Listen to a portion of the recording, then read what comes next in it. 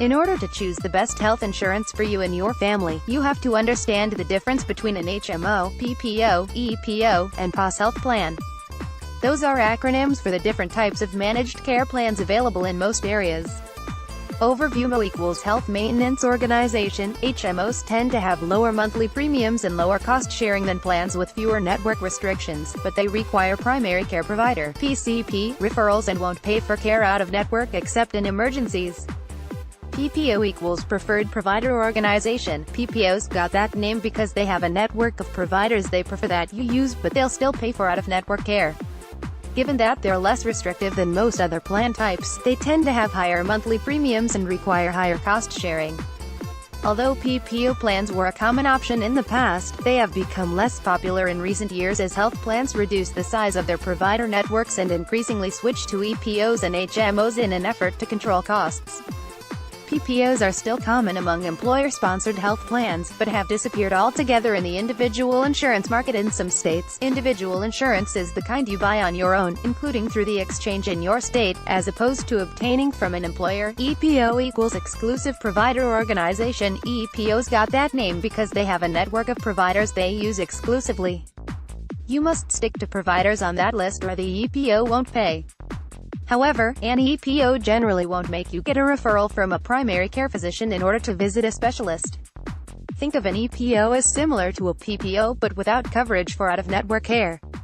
POS equals Point of Service. POS plans resemble HMOs but are less restrictive in that you're allowed, under certain circumstances, to get care out-of-network as you would with a PPO. Like HMOs, many POS plans require you to have a PCP referral for all care whether it's in or out of network. For reference, non-managed care plans are called indemnity plans. These are health plans that don't have provider networks, and simply reimburse a portion of your charges for any covered medical service. Indemnity plans have fallen out of favor over the last few decades and are very rare today.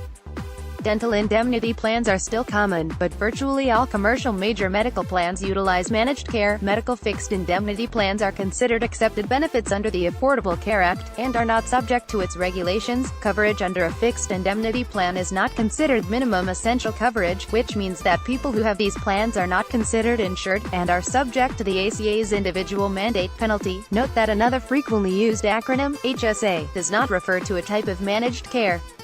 HSA stands for Health Savings Account, and HSA qualified plans can be HMOs, PPOs, EPOs, or POS plans. HSA qualified plans must meet specific plan design requirements laid out by the IRS, but they are not restricted in terms of the type of managed care they use. In order to choose the best type of health plan for your situation, you need to understand the 6 important ways health plans can differ and how each of these will impact you. Next, you need to learn how HMOs, PPOs, EPOs, and POS plans each work, in terms of those 6 comparison points. Points of differentiation. The 6 basic ways HMOs, PPOs, EPOs, and POS plans differ are: whether or not you're required to have a primary care physician, PCP, whether or not you're required to have a referral to see a specialist or get other service, whether or not you must have health care services pre-authorized, whether or not the health plan will pay for the care you get outside of its provider network, how much cost sharing you're responsible for paying when you use your health insurance, whether or not you have to file insurance claims and do paperwork, how plans compare. Health insurance regulations vary from state to state, and sometimes a plan won't stick rigidly to a typical plan design. Use this table as a general guide, but read the fine print on the summary of benefits and coverage for each plan you're considering before you enroll. That way you'll know for sure what each plan will expect from you, and what you can expect from it. Requires PCP, requires referrals, requires pre-authorization, pays for out-of-network care, cost sharing that you have to file claim paperwork. HMO, yes, not usually required. If required, PCP does it. No, typically lower. No, POS, yes, not usually. If required, PCP likely does it. Out-of-network care may have different rules. Yes, but requires PCP referral. Typically lower in network, higher for out-of-network. Only for out-of-network claims. EPO no is typically lower. NAPO no is typically higher, especially for out-of-network care. Only for out-of-network claims. Physician requirements. Some types of health insurance require you to have a primary care physician. In these health plans, the role of the PCP is so important that the plan will assign a PCP to you if you don't quickly choose one from the plan's list.